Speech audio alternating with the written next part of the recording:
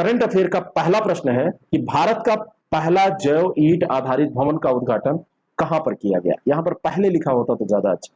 पहला जो जैव ईंट आधारित भवन है वह कहां पर बनाया गया है, जिसका उद्घाटन किया गया है, तो ये आईआईटी हैदराबाद में किया गया है। बी ऑप्शन इसका बिल्कुल सही है। और इसको बनाया कैसे गया है, एग्रीकल्चर से। एग्रीकल्चरल जो कचरा है उसको लिया गया, कृषि कचरा, और उससे जैव ईंटें बनाई गई और उससे फिर इमारत बनाई गई। कहां पे, आईआईटी हैदराबाद। और धातु के ढांचे द्वारा समर्थित है। जैव ईंट जो बनाई गई हैं उसमें धातुओं से ढांचे बनाए गए, उसके ऊपर बायो ईंट का निर्माण किया गया और ये मजबूत भी रहेगा और बायो का यूज किया गया है, तो कई इन्वायरमेंट दृष्टि से भी ये कई लाभ हमको देगा। और ये जो अब ऐसा है, धीरे धीरे गर्मी को कम करने में भी ये मदद करेगा। बाकी इसको कास्ट तो ज्यादा आएगी, लेकिन अगर इसको इस टेक्नोलॉजी को ज्यादा डेवलप कर दिया जाए तो इसमें क्या होगा, इसमें सबसे बड़ा लाभ होगा कि जो हमारी जैसे गर्मी की समस्या है, प्रदूषण की जो समस्या है, बहुत सारी चीजें हैं, तो उनसे हमको निजात मिलेगा। इको फ्रेंडली है ये सब, कहने का मतलब ये है। कहीं पर जब आप लिखिए ऐसे वगैरह तो इनको डालिए। निम्नलिखित में से किस बैंक ने भारतीय महिला हॉकी खिलाड़ी रानी रामपाल और क्रिकेटर स्मृति मंधाना को कंपनी का ब्रांड एम्बेसडर बनाया है? तो ये बैंक है इक्विटास स्मॉल फाइनेंस बैंक, इसको कहते हैं ईएसएफबी। इसने अभी रानी रामपाल, ये महिला हॉकी खिलाड़ी है, और ये जो है क्रिकेटर है स्मृति मंधाना, इनको अपना ब्रांड एम्बेसडर बनाया है। बी ऑप्शन इसका बिल्कुल करेक्ट हो जाएगा। कभी कभी ये पूछ लिया जाता है आपसे, ठीक है। तो हॉकी टीम और इनका, ये दोनों लोगों का ये भी ध्यान रखिएगा क्योंकि ये इंटरनेशनल लेवल के प्लेयर हैं। 39 साल से कोमा में चल रहे फ्रांस के पूर्व फुटबॉलर जिनका हाल ही में निधन हो गया, 39 साल से ये महोदय कोमा में थे, जीन पियरे एडम्स, और इनका अभी निधन हो गया। फुटबॉलर थे, कहां के थे ये पूछा जा सकता है, फ्रांस में। 39 साल तक आप सोचिए, 39 साल तक को 1982 में ये इनकी एक सर्जरी हुई थी, तो उसमें कुछ मेडिकल गड़बड़ियां हुई और उन्हीं के कारण से ये कोमा में चले गए। एक मिस्टेक कभी कभी व्यक्ति की जान लेती है, और जान लेने से बुरा तो ऐसा होता है। और ये जो है कोमा में तब से बने हुए थे, अब जाके इनकी डेथ हुई है। कितनी खराब जिंदगी होती है ऐसे लोगों की। नेक्स्ट क्वेश्चन, अगला प्रश्न, भारत का पहला डुगोंग संरक्षण रिजर्व किस राज्य में स्थापित किया जाएगा? तो भारत का पहला डुगोंग संरक्षण रिजर्व तमिलनाडु में स्थापित करने का निर्णय लिया गया है ना।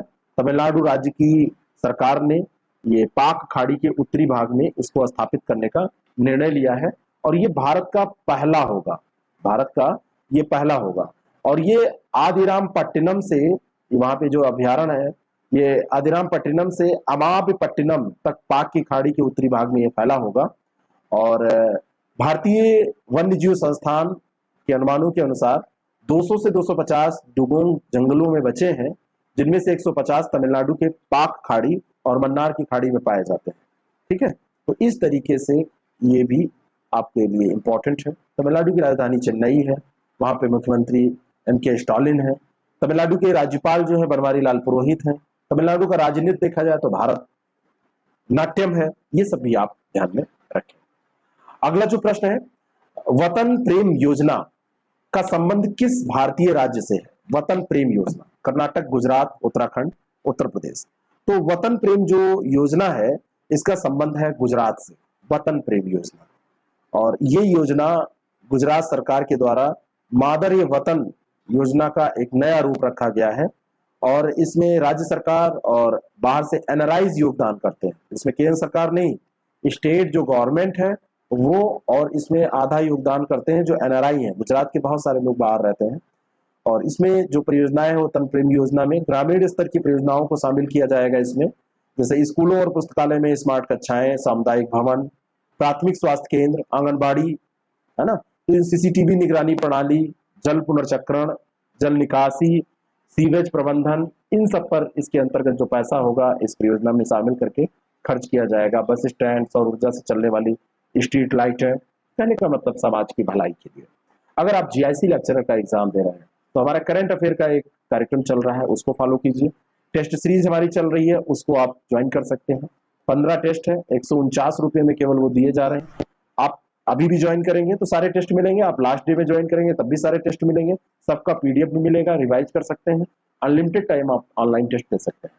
हाल ही में टाइम्स हायर एजुकेशन द्वारा वर्ल्ड यूनिवर्सिटी रैंकिंग 2022 संस्करण जारी किया गया।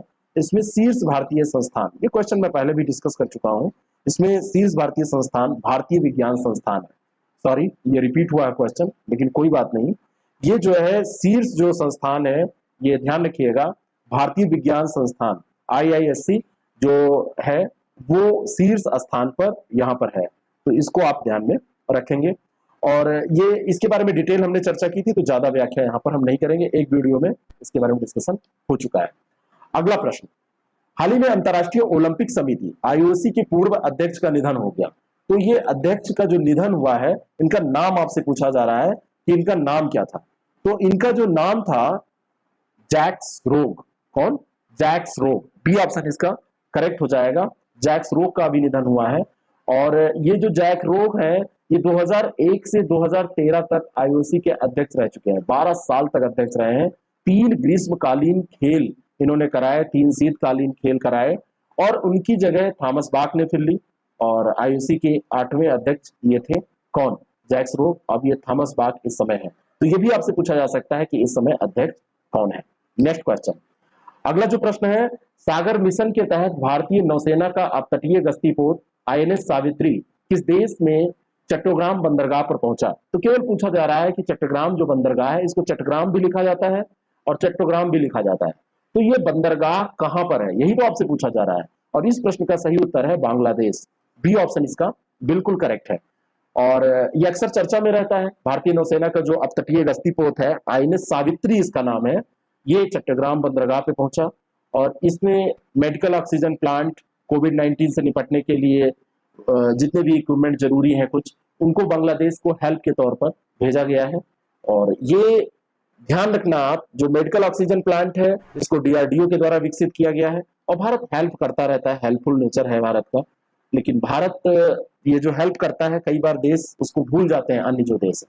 भारत के पहले उपग्रह और बैलिस्टिक मिसाइल ट्रैकिंग जहाज का नाम क्या है? भारत का ये पहला है, और ये है क्या?